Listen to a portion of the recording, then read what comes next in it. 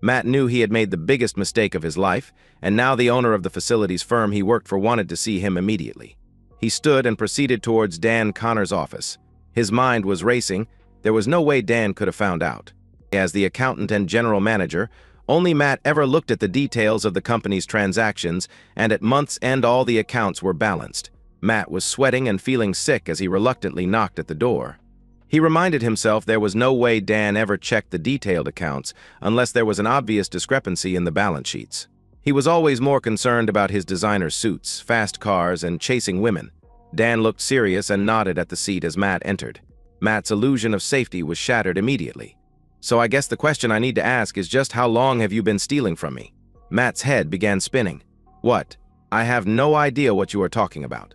His denials continued until Dan produced the transaction logs proving a significant amount of money had spent some time in one of Matt's personal accounts before being paid back to the company. He knew the facade was over. He was caught red-handed. "I'm really sorry, Dan. I just needed a short-term loan until the bridging company came through.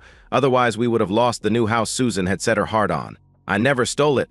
I paid it back as soon as I could and before month end. I don't what they will class it as, Matt. Theft, I guess, or fraud, but you could be looking at jail. Even without that, you're looking at losing your job. I can't possibly trust you after this," Dan replied. "Please give me a chance." It was a moment of madness. "I've worked for the company for almost 20 years and have never thought of doing anything like this before and wouldn't do it again," Matt answered. Dan stood and looked out the window, seemingly in deep contemplation. "You and Susan have been my friends for a long time. I guess that makes this all the more disappointing. Did Susan know you did this?" Matt was surprised by the question. He thought back. It was actually Susan's idea. She was so desperate not to lose the house that she suggested it, convincing Matt no one could ever find out. Matt thought involving Susan might mean Dan didn't report it to the police, but he didn't want to implicate her. After a long pause, he said, "No, she didn't. It was my idea." Dan seemed surprised by Matt's response, but let it pass. "I need time to think this through, Matt. I'm not sure what to do for the best. Go home. Don't come back in the rest of the week. I'll make a decision on Friday." All the way home, Matt couldn't figure out how Dan had found out. No one ever looked at the transactions, and Dan certainly didn't do detail. His primary concern was about which option Dan would choose. None of them were very appealing, but the shame of a court case and time in prison left him in a blind panic. He knew Susan wouldn't be expecting him. He looked at their new home as he approached, deeply regretting buying the bloody thing in the first place. He suddenly recalled all those stories where a guy comes home early to find his wife having an affair. Wouldn't that just cap off a perfect day? Thankfully, Susan was her usually bright, sunny, and fully clothed self as he walked into the kitchen. He marveled again at her beauty. Just shy of her 40th birthday, her long, curly brown hair was pinned up, her fringe resting over a set of deep brown eyes. He preferred her figure now, which provided a few more curves and a lot more cleavage than when they were first married. Most of all, he loved her smile, a smile he was about to remove for the foreseeable future. Matt updated Susan with the account of his discussions with Dan and the damning evidence he had. Susan responded, "Oh my God, honey, I'm so sorry. This is all my fault. It was my idea and all for this stupid house." Matt shrugged. "I told Dan you didn't know anything. Pointless getting us both into trouble." Susan, "Maybe if I spoke to him and pleaded?" Matt thought about it and suggested they just wait. He knew it was going to be the longest 3 days of his life. They could try the pleading if Dan chose the destruction option. He wondered what he would do in Dan's shoes. They were friends outside of work, often going out and attending parties together. Maybe that gives him a slim chance. Dan texted to say he would come to their home at 7 p.m. on Friday. Both Matt and Susan were sick with anticipation. Dan's Aston Martin pulled onto the drive exactly on time. The man with everything mused Matt: good looks, money, the ability to charm, and now the power to destroy him. He let Dan with a few strained greetings, and Susan offered him a beer as usual. Before he could say anything, Matt dove in. "I just want to say how very sorry I am, Dan. I let you and myself down badly. I understand I've put you in an impossible position, and I'll cope with whatever you decide."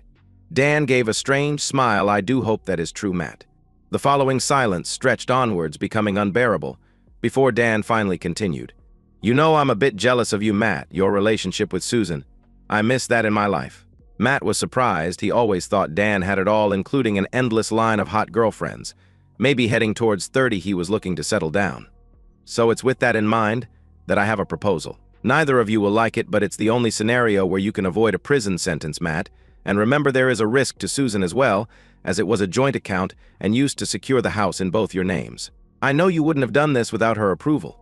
Matt panicked at the thought of Susan being held accountable. He had no idea what the proposal could possibly involve. Dan let out a slow, long breath. "There's no easy way to say this, but my proposal involves me spending time with Susan." There was stunned silence. Dan went on. "No police, no court cases or prison. You stay employed and you two stay together, but I get to spend every Friday night with her." "You can't possibly be serious," whispered Matt. Dan, "I'm deadly serious. I've desired Susan for all these years, and this is an opportunity I just can't resist." Susan, "There must be another option. We can pay more back. Anything but." Dan, "This is my only offer. I'm told I'm not a bad-looking guy. Hopefully it isn't too much of a hardship for you. Maybe once things settle down, the arrangement won't be too uncomfortable for any of us." Susan, "We need time to consider it. We can't decide something like this quickly." Matt's head spun around. "You can't be thinking of agreeing to this, babe. Are you crazy?" Susan, "I don't see any alternatives, hun, and we've been trying to think of them all week." Matt seethed as he looked at Dan. "You miserable, low-life scum. It's a sick idea." Dan smiled in return. "That may be true, Matt, but I'm not a thief. You are, though." Dan turned to Susan. "If we are doing this, we need to start now. No time for you to think of a way to squirm out of it." After 15 minutes of shouting and accusations, Dan stood up. "It's decision time. I'm either walking out to my car or upstairs with Susan." He smiled and held out his hand towards Susan. After a hesitation, Susan took it. Matt was literally staggered and sat back harshly on the chair. Susan, "There is no alternative, Matt. It will be okay." She then led Dan through the living room and up the stairs.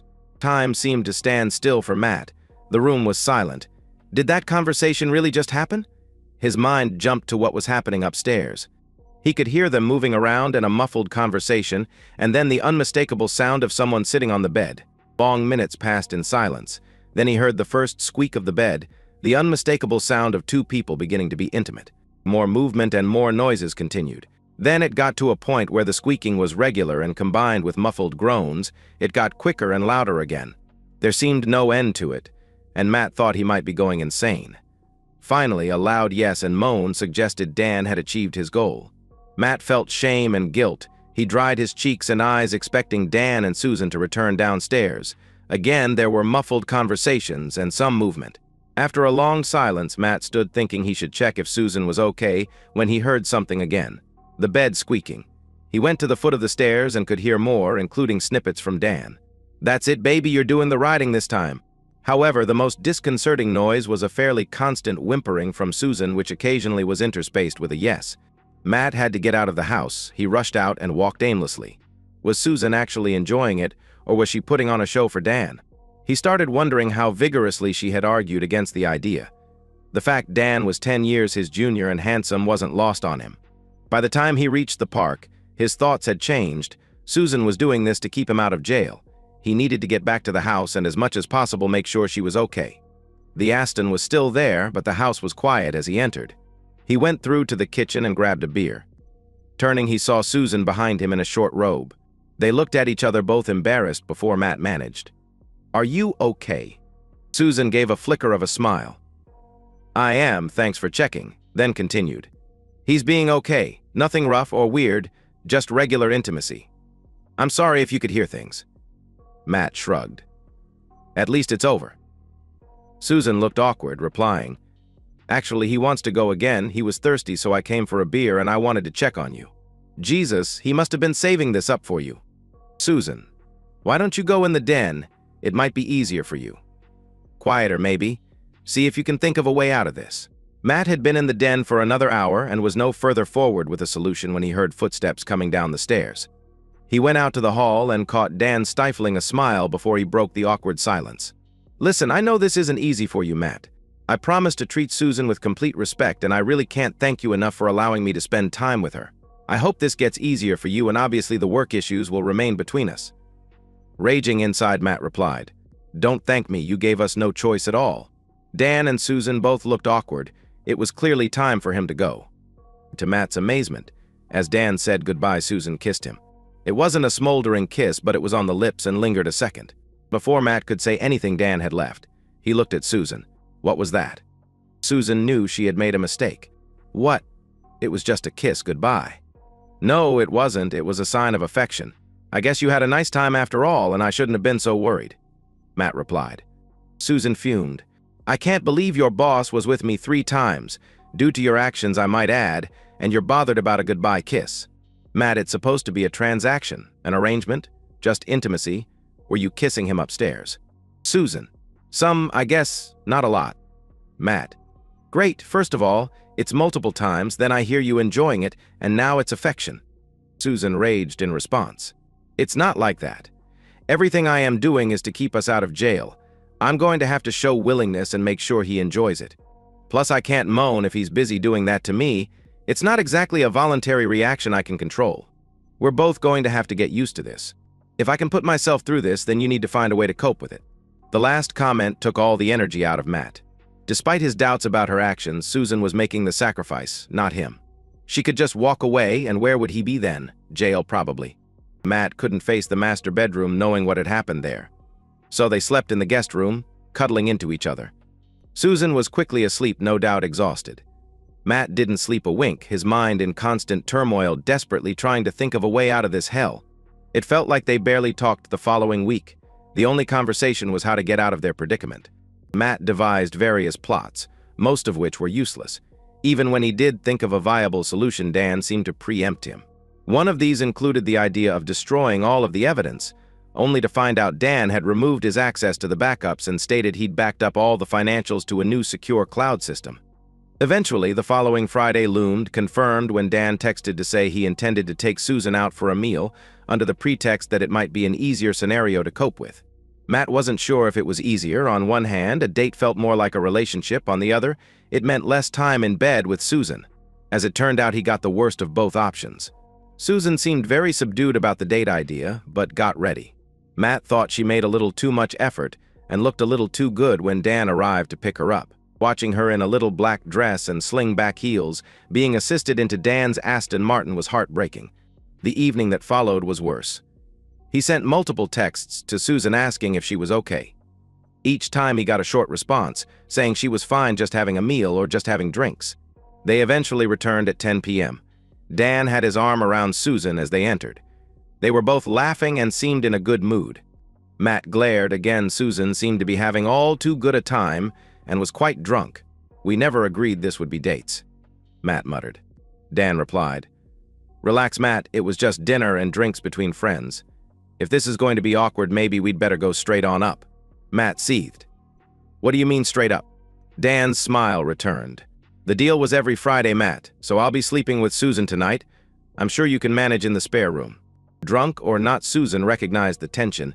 Thinking Matt was going to go attack Dan, she guided him into the kitchen, whispering, It will be okay, hun. I'll quickly sort him out and then pretend to go to sleep drunk. Remember, we don't have any choices. Matt retreated to the den, with an overwhelming sense of impotence. He heard them go upstairs, Susan giggling, which he hoped was an act for Dan, but he couldn't help but wonder if the acting was for Dan or for him. Exhausted, Matt finally went to sleep in the spare room. Every time he woke, he heard the bed squeaking down the hall, so much for quickly sorting him out. When he went downstairs in the morning, Dan was already sitting at the table and Susan was making breakfast. He'd had enough. Fuck off, Dan. It's not Friday and your time is up, Susan started with. There's no need, Matt. We can be civil, it's just. Matt interrupted. You've got 10 seconds to get the fuck out of my house. Dan looked like he was about to argue but stood to leave. As he went out the door, he reminded Matt. Don't forget what you have riding on this, Matt. Matt turned to Susan. Making him breakfast, really? You have got to be kidding.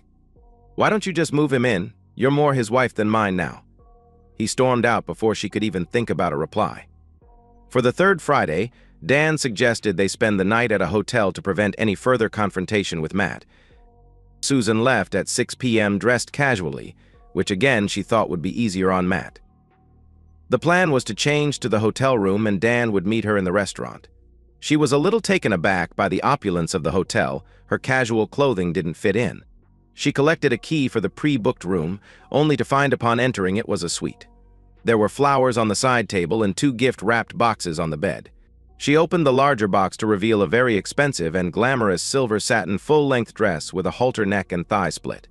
The second box contained a red satin basque, matching thong, and luxurious black seamed stockings. She hesitated but thought there was no harm in trying them on. Amazingly, they all fitted perfectly, and she had to admit to feeling really good in them. She made a decision to keep them on and went down to the restaurant. Dan met her, his mouth agape at how stunning Susan looked. The following dinner and wine were exquisite, the atmosphere highly charged, knowing what was to follow. Susan was now more relaxed in Dan's company and had decided to go with the whole scenario rather than fighting against it. The next morning, after another round of intimacy, Susan dressed in her casual clothes. She explained to Dan that she couldn't risk taking the dress or lingerie home. Dan agreed to keep them at his house for Susan's future use. Susan sighed, remembering this was going to be a long-term arrangement. Her emotions were in turmoil, not sure how she felt about things anymore. There was certainly plenty of guilt, but she couldn't deny a feeling of excitement and fulfillment. Matt lay awake most of Friday night. By Saturday morning at 10 a.m. Susan hadn't returned. Yet again this seemed to be beyond the agreement. He doubted if Dan would have resisted taking Susan again this morning, and he wasn't convinced she would even try to avoid it. As much as he tried to resist it, he was losing trust in Susan, and if that happened it could spell the end of his marriage. He had never felt so distant from Susan or so alone. Susan. That kiss was such a bad move. It had upset Matt more than anything else, and then the breakfast for Dan. What on earth was I thinking of? In fact, she was starting to think the whole arrangement was a terrible idea. From her point of view, her time with Dan was easier than she thought. He was respectful, handsome, and exciting. The money and cars certainly helped, but she always yearned for the finer things. Her dilemma was that being intimate with him was incredibly passionate. It was a constant struggle not to scream and shout and ask for more. She hoped Matt would get used to things and come around, but it had been 3 weeks, and he remained morose. They also hadn't made love, which she desperately wanted to put right. She loved him so much and regretted the position they were now in. She'd tried telling Matt that she was coping and he shouldn't feel guilty. Then she said that Dan treated her well.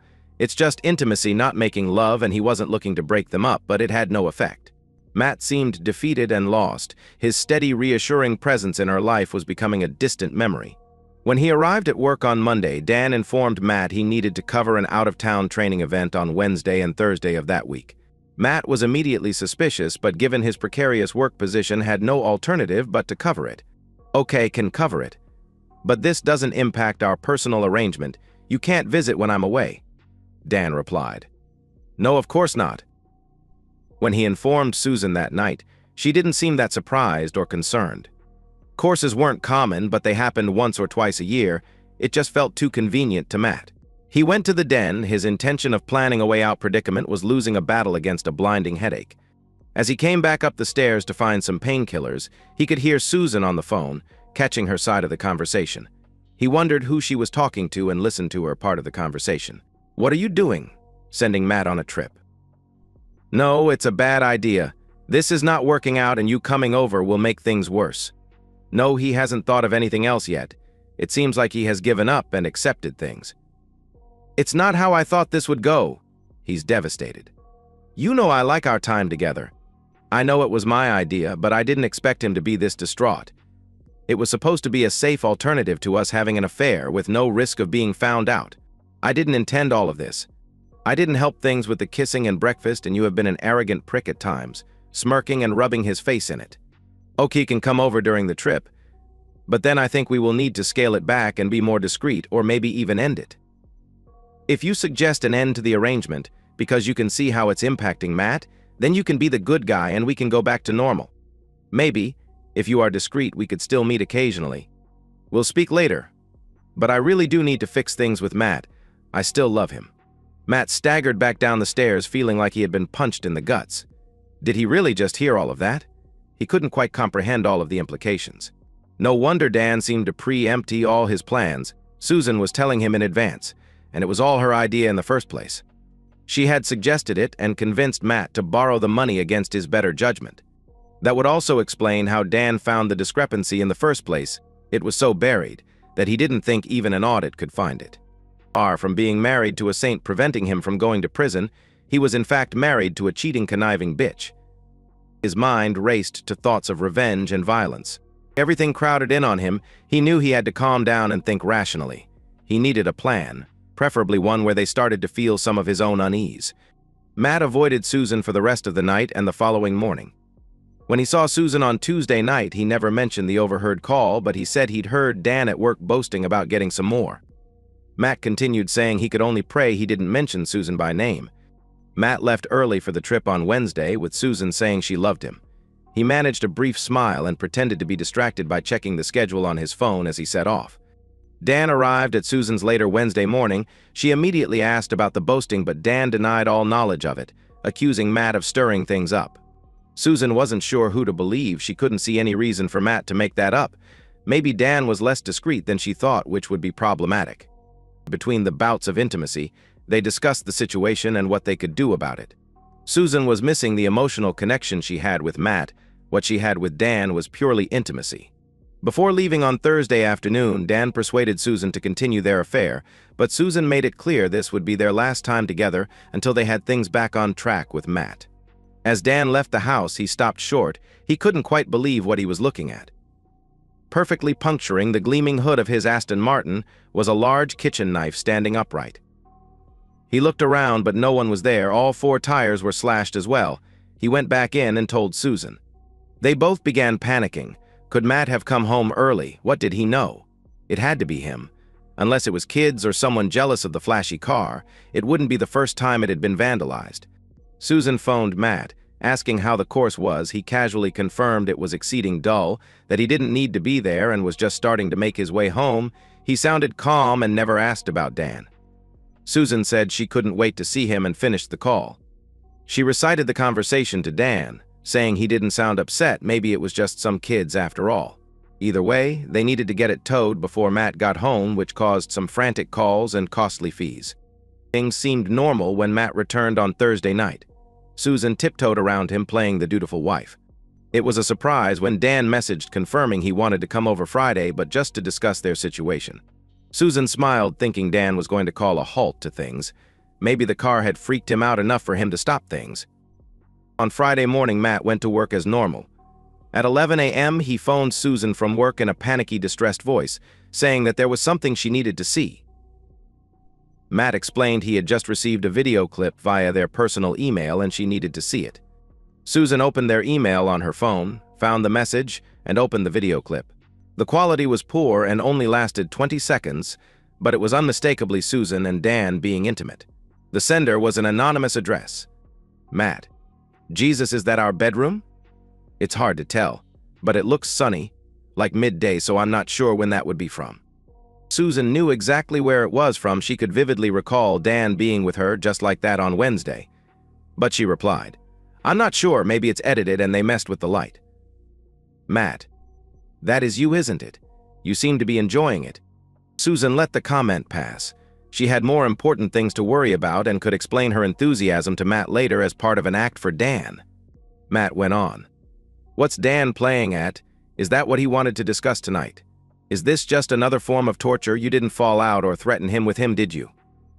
Susan immediately denied it, but then remembered telling Dan of her intention of stopping things.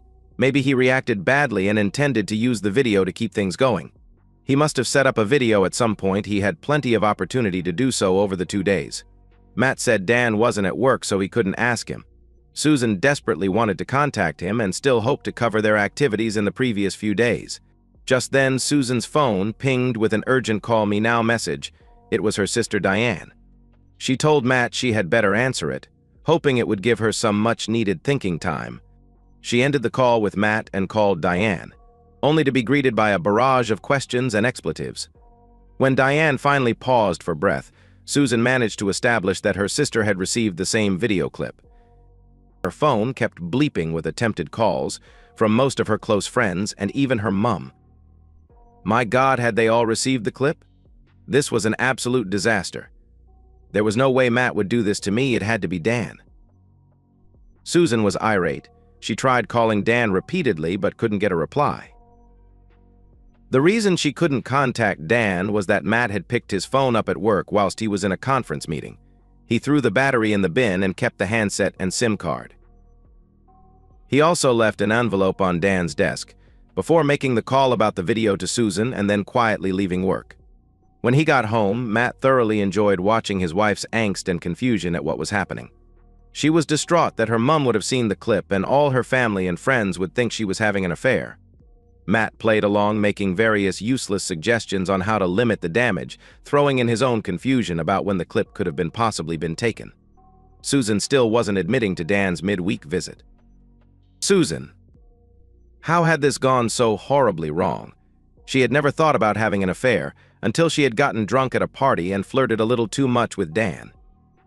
He was handsome, engaging, and obviously interested. After that night, he had been on her mind a lot. Over weeks, she managed to convince herself that she deserved some excitement but wouldn't dare risk her marriage to Matt. She had seen a friend's marriage end after a similar affair was discovered, but she had always been smart and thought her plan was a clever way to avoid all the pitfalls of an affair being discovered.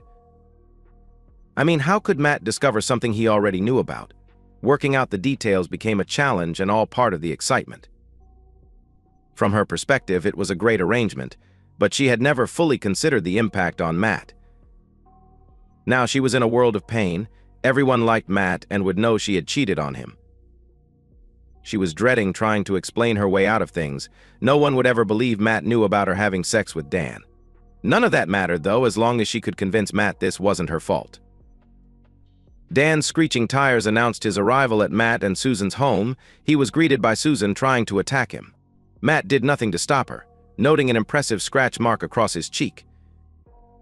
Eventually, Dan managed to pin Susan against a wall long enough to speak. Dan had heard about the video but insisted he hadn't taken or sent it. Susan fumed. "But if it wasn't you, then who?" Matt started laughing. "I guess that would be me then." Susan and Dan looked dumbstruck. It was Dan who caught on first. "So you worked out about us meeting this week?" Matt: "Alas, I did." Susan started to try and justify it as a continuation of the arrangement. Again, it was Dan who caught the full implications of the video. He knew they had discussed the whole situation and suspected Matt had it all taped. He tried for some damage limitation. "I'm really sorry, Matt, I just couldn't resist Susan. I never meant this to hurt you so much. I made a major error of judgment and just got carried away. I'll end the arrangement and overlook the financial irregularity." Matt: "Ah, that's so good of you, but it's all a bit too late, I'm afraid. You'll find my resignation on your desk." Susan piped in with, "You can't, Matt. How will we pay for the house?" Matt: "Don't worry about that, honey. It's going up for sale tomorrow." Anne jumped in. "There's no need, Matt. We can put this behind us. I really need you at the firm. You know the business and the clients inside out." Matt smiled. "I guess that's true. It's probably why your main competitor has offered me a job. I suspect some, maybe even most of the clients will move with me. You owe more leave than the 4-week notice period, so I won't be back." Dan's fake smile faded, and Matt continued. "I suspect a good few of the workforce will be on their way as well. I told them I was leaving, and most don't seem to think you have what it takes to keep the company going." Dan rallied. "You need to think this through, Matt. You can still go to prison." Matt: "Oh, I don't think so. Would you want to implicate your lover? She received half of the benefits of the fraud. Anyway, you have committed blackmail, and thanks to your little tryst here, I have that admission on video. It's amazing what electronic devices you can buy these days. The recording is with my lawyer. In addition, you may find some of your files have been erroneously deleted, and I know you didn't back up anything remotely. It does pay to have colleagues who like working with you, but I guess you wouldn't know that." Dan sneered. "That recording will never stand up in court," Matt replied. "Funnily enough, my lawyer said the same thing, but I can use it in other ways, and by the time it's sorted, you will already be out of business. On the bright side, my new firm may be willing to buy you out. I hear their new chief operating officer is a decent guy." Susan realized that Dan, his business, and his money were in serious jeopardy. She decided to blame it all on Dan. Dan listened in disbelief as Susan launched into an impressive act of the wronged woman. "I love you, Matt. This was all Dan's idea. He made me do it. I admit I got confused and a bit carried away, but I was just going along with it to save you from prison. I didn't really have a choice, and because of that, my life is in ruins. Please, Matt, I love you." Dan muttered, "You two-faced lying bitch." Matt smiled at the rather apt description. "Ah, my dear loving wife, in addition to the video, you're overlooking the fact that I overheard you on the phone admitting this was all your idea. a rather elaborate and cruel cover for an affair. You will find divorce papers in the envelope in the kitchen drawer. You're leaving tonight and will agree to the terms of the divorce, or more of those video clips might find their way to family and friends. I'm sure your mum will love to hear that not only are you a cheating slut, but the extent to which you plotted and blackmailed. Susan burst into tears and slumped to the floor. Matt looked at Dan. Do you want to take her with you? Dan. Not a chance. More trouble than she is worth. Matt. Well, on that we are agreed. Dan. This isn't over, Matt. Matt. That's true. At that, Matt swung for Dan. He wasn't sure who was more surprised, as his fist crunched squarely into Dan's jaw, felling him on the spot. It's over now. Dan. Matt had listened to the recording repeatedly. Most was agony to hear, but he liked the part where Dan and Susan were worrying if he had found out and gone insane. The knife in the bonnet was wonderfully melodramatic, and doing it provided his first smile for weeks. Matt did take up the new job with Dan's rival, and customers and employees followed. Dan held on bitterly, but eventually had to put his firm into administration, and there were rumors of personal bankruptcy. Shortly afterward, he moved out of the area. Susan ended up living in a small flat with money from their house sale, but no other income from Matt. As a result, and with few qualifications or experience, she was working 2 temporary jobs as a domestic and waitress on 0-hours contracts. Her former friends shunned her, and she was barely talking to her mum and sister. Matt's increased salary and bonuses meant he could drop to a 3-day week and make time for the sports and outdoor interests that he had neglected during his marriage. He hadn't realized how much Susan had influenced his decisions, including buying a large house and filling it with stuff. He wasted no time in selling it. He remained in contact with Susan's mum and sister. Diane, in particular, kept apologizing for her sister's affair, suggesting she would never make the same mistake. Matt wondered exactly what she meant by that statement, thinking it might be fun to find out at some point, especially as Susan would be furious. And that's the end of today's story. If you enjoyed it, please give this video a thumbs up and drop a comment below. Your support helps the algorithm push my content further. If you're new to the channel, don't forget to hit that subscribe button. It really helps me keep creating more stories for you. Thanks for watching, and I'll see you in the next one.